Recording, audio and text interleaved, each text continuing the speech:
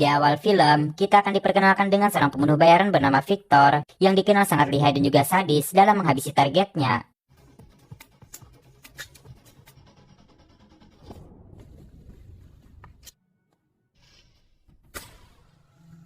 Di sisi lain, seorang sutradara bernama Safir terlihat menyembunyikan sebuah pistol kecil di kaos kakinya, dan dia nampak sedikit ketakutan, karena diketahui dia akan mewawancara Victor untuk menceritakan perjalanan hidupnya yang akan dijadikan sebuah film.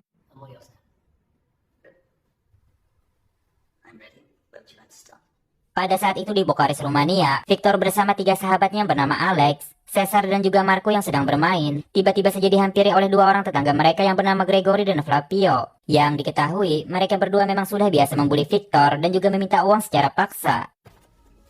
Where's my money, you toy? Where's my money? Come on. Get my money, you little fucker. Sepulangnya ke rumah, Victor lagi-lagi menyaksikan ayahnya sedang disiksa oleh Sergei dan anak buahnya karena tidak bisa membayar hutang. Namun, Victor yang melihat itu nampak cuek karena ia sangat membenci ayahnya yang seorang pemabuk dan juga penjudi. Sore harinya, Victor mendatangi markas Sergei untuk meminta pekerjaan. Namun di sini, Sergei malah mentertawakannya dan menyuruh anak buahnya untuk memberi pelajaran kepada Victor.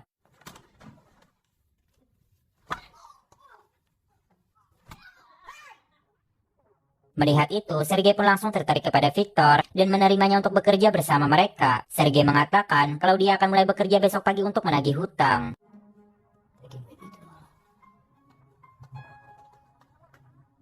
Malam harinya, ayah Victor yang baru saja selesai berjudi, tiba-tiba saja dihampiri oleh Sergei yang kembali menagih hutangnya. Dan dengan takut, ayah Victor pun langsung mengeluarkan semua uang di kantongnya, kemudian bergegas kabur dari sana.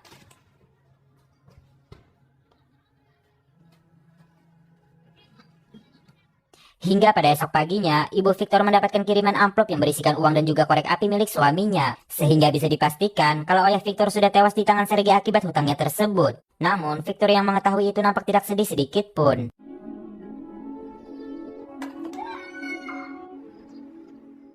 Hari demi hari pun dilewati oleh Victor sebagai penagih hutang untuk Sergei. Dan bahkan, Sergei juga membekalinya sebuah pistol yang membuat Gregory dan Flavio yang sering membulinya itu sekarang tunduk kepadanya. Victor lalu ditugaskan untuk menagih hutang kepada seorang petani yang bernama Anthony. Namun, di sini Anthony malah mengusirnya karena menganggap Sergei tidak menghargainya dengan mengirim anak kecil. Victor yang tidak terima dengan itu, ia langsung mengeluarkan pistolnya dan membunuh Anthony bersama istrinya.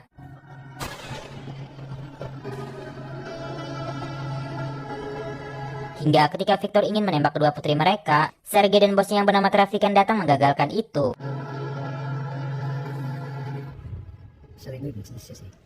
Karena kejadian tersebut, Victor lalu dikirim ke kota bersama anak trafikan yang bernama Franco untuk bekerja dengan bos besar mereka yang bernama Vadim. Dan di sini mereka pun disambut baik oleh Vadim.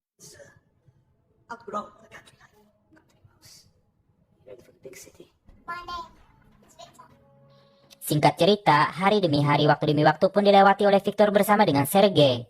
Yang dimana Sergei telah mengajarkan segalanya kepada Victor, hingga ia tumbuh dewasa menjadi seorang pembunuh yang profesional. Dan bahkan sudah tidak terhitung lagi berapakah nyawa yang melayang di tangannya.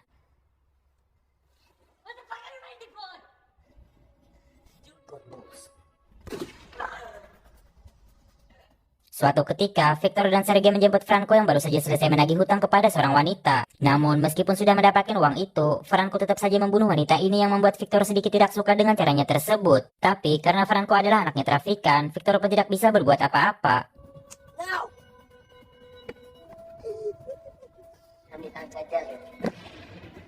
Kemudian, mereka bertiga pun melakukan transaksi narkoba bersama dengan seorang kartel yang bernama David. Namun di sini, Franco yang kacau malah membunuh David untuk mendapatkan gratis narkoba tersebut. Yang tanpa dia sadari, kalau David ini adalah anak dari Vadim, yaitu bos besar mereka sendiri.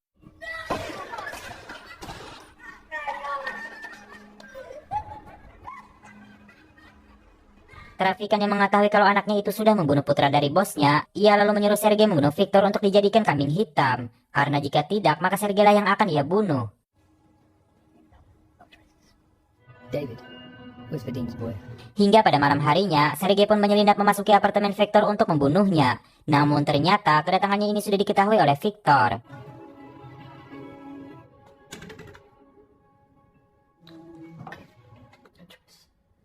Dan dengan terpaksa Victor pun harus membunuh Sergei, seseorang yang sangat berjasa dalam hidupnya demi keselamatan dirinya sendiri. Goodbye, my friend.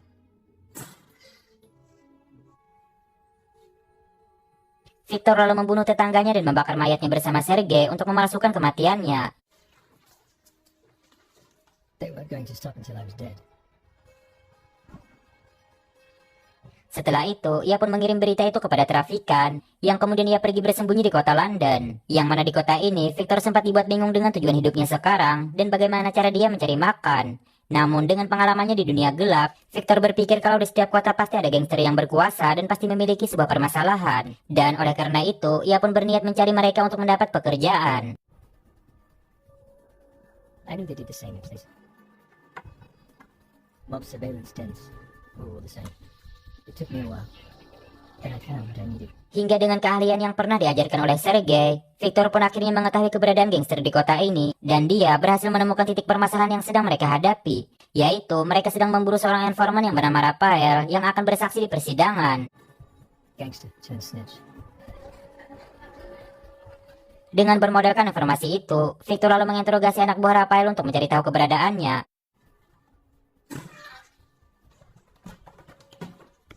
Next one goes here. Okay, good. Setelah mendapatkan informasi itu, Victor pun langsung mengepung tempat persembunyian Raphael yang dijaga oleh beberapa orang bersenjata.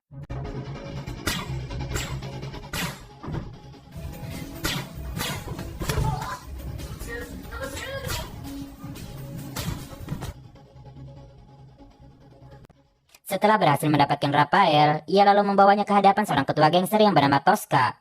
Dan di sini Victor mengatakan kalau dia bisa melakukan pekerjaan yang tidak bisa dilakukan oleh anak buah Tosca. It's not important.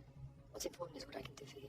Yang dapat kita simpulkan kalau Victor melakukan semua ini hanya untuk mendapatkan kepercayaan dan pekerjaan dari Tosca. Tapi anak buah Tosca yang bernama Kopak malah menuduh Victor adalah polisi yang sedang menyamar dan dia berniat ingin membunuh Victor. Namun untungnya Tosca yang baru saja mengenal Victor ia mau mempercayainya. Enough. You'd be some time to think about my offer.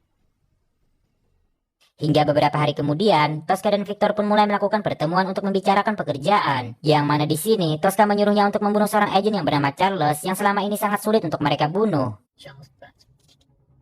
The couple time you said you did things. Setelah sepakat dengan bayarannya, Victor pun langsung melancarkan aksinya untuk membunuh Charles yang sedang berada di sebuah kafe. Dan faktanya, mudah saja bagi Victor untuk membunuh Charles yang mereka anggap sangat sulit untuk dibunuh, yaitu hanya dengan membuat racun di dalam minuman Charles.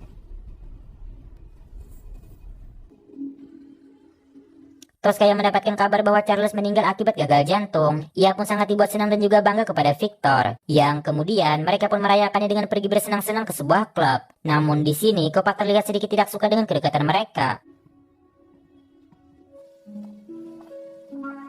Dan ketika ingin memasuki klub, mereka tiba-tiba saja diserang oleh beberapa orang yang tak dikenal. Tosca lalu mengambil handphone milik salah satu si penyerang ini, kemudian langsung bergegas kembali ke markas. Dan ketika tiba di markas, Kopak menuduh kalau Victor lah yang telah merencanakan penyerangan ini. Yang tanpa dia sadari kalau mereka sudah mengetahui dari handphone si penyerang, kalau Kopaklah dalang dari semua ini. Hingga kemudian,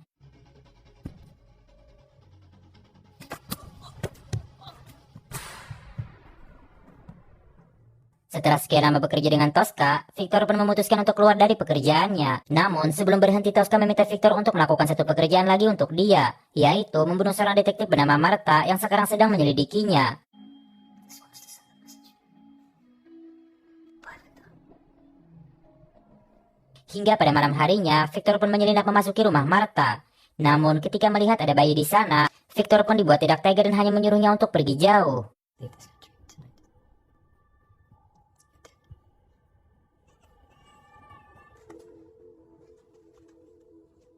Ketika berada di sebuah kafe, Victor melihat seorang wanita yang bernama Bethesda sedang diganggu oleh beberapa orang pria.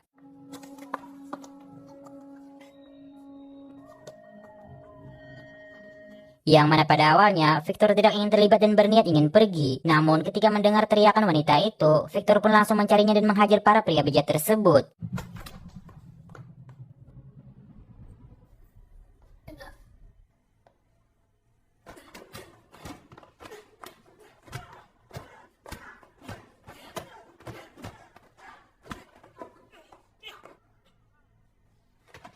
Setelah berhasil melumpuhkan mereka, Victor lalu mengantar Bethesda mencari taksi untuk pulang. Namun, di sini Bethesda nampak seperti menyukai Victor dan memberikannya kartu nama.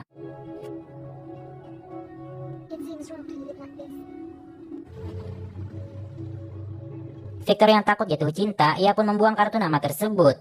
Namun tanpa sengaja, ia malah menemukan kalung milik Bethesda yang terjatuh. Saat kembali ke hotelnya, Victor pun memutuskan menemui Bethesda untuk mengembalikan kalung tersebut. Yang pada akhirnya, mereka berdua pun tidak bisa menutupi perasaan mereka kalau memang mereka berdua sama-sama saling menyukai.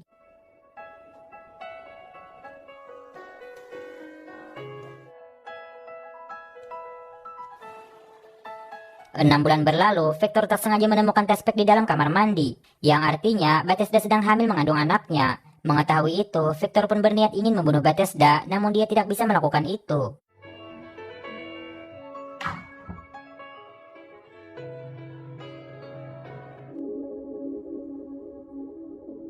Malam harinya, ketika Victor sedang membersihkan pistol, tiba-tiba saja ia kedatangan beberapa orang tamu.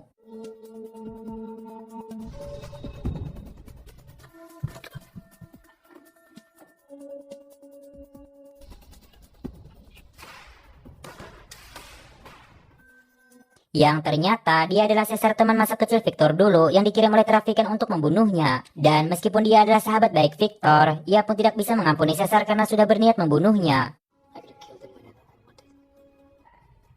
I didn't want to do it. Kemudian Victor pun berangkat kembali ke Rumania untuk menemui trafikan. Namun sebelum itu, ia terlebih dulu kembali ke rumah masa kecilnya untuk menemui ibunya. Namun di sana, ia malah mendapatkan kabar dari Marco kalau ibunya sudah meninggal 1 tahun yang lalu. Dan uang yang ia kirimkan kepada ibunya telah diambil oleh Gregory dan juga Flavio. Mengetahui itu, Victor pun sangat dibuat marah dan langsung membunuh mereka berdua.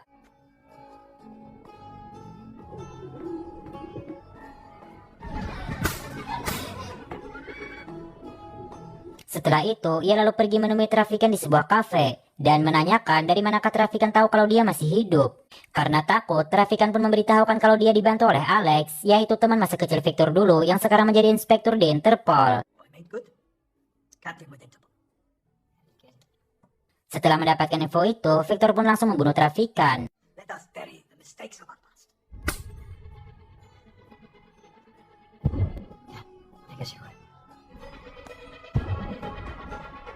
Kemudian, ia pergi menemui Alex di kantornya. Namun, Victor yang mengetahui kalau Alex memiliki seorang istri dan juga anak, ia pun tidak membunuh Alex, melainkan hanya memberinya peringatan agar berhenti memburunya. Karena jika tidak, maka dia akan kembali untuk membunuhnya.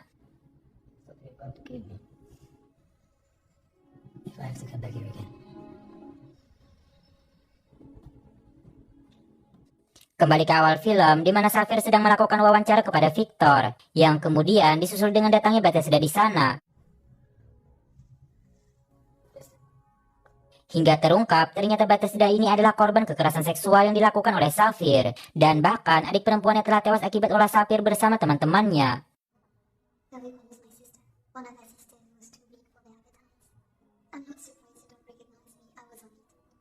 Sehingga bisa disimpulkan kalau wawancara ini sengaja Victor dan Bethesda lakukan untuk membalas dendam kepada Xavier. Saat Victor lengah, Bethesda tiba-tiba saja menodongkan pistol kepadanya. Dan Bethesda mengatakan kalau kejadian di kafe itu memang sengaja ia rencanakan untuk mendapatkan perhatian dari Victor. Yang dengan itu dia bisa memanfaatkannya sekaligus membalas dendam kematian kedua orang tuanya. Karena ternyata Bethesda adalah putri dari Anthony, yaitu sepasang suami istri yang Victor bunuh beberapa tahun lalu. Sebelum membunuh Victor, Bethesda memberitahukan kalau bayi dalam kandungannya adalah laki-laki dan anak itu adalah anak Victor. Setelah itu, film pun tamat.